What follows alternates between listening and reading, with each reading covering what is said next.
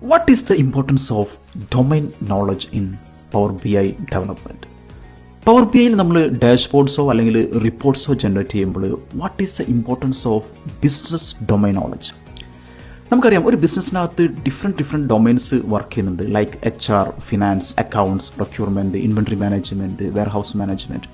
A lot of different domains are working in a business. So നിങ്ങൾ power B ഐയിൽ നിങ്ങൾക്ക് ഒരു requirement വന്നു to make an HR dashboard. So you must have the good knowledge about the HR domain.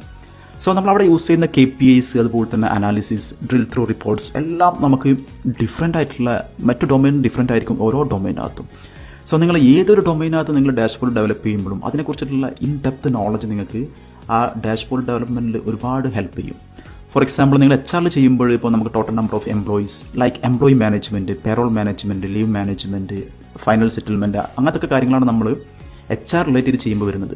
പക്ഷേ അതേസമയം നമ്മൾ accounts അല്ലെങ്കിൽ finance ആണെന്നുണ്ടെങ്കിൽ അവിടെ what are the different ratio analysis, അതുപോലെ തന്നെ balance sheet, sales income account, അങ്ങനത്തെ കാര്യങ്ങളായിരിക്കും നമ്മൾ കൂടുതലും അക്കൗണ്ടിങ്ങിനകത്തും ഫിനാൻസിനകത്തും നമ്മൾ ചെയ്യുന്നത്. എന്നാൽ സെയിൽസ് ഡൊമൈനിലേക്ക് വരുമ്പോൾ അവിടെ what is the total sales, what is the total cost, what is the total profit, അങ്ങനെയുള്ള ഒരുപാട് കാര്യങ്ങളാണ് നമ്മൾ അവിടെ ക്രിയേറ്റ് ചെയ്യുന്നത്. സോ നിങ്ങൾ ഏതൊരു ഡാഷ്ബോർഡിനകത്ത് വർക്ക് ചെയ്യുമ്പോഴും U must have A good knowledge about that domain.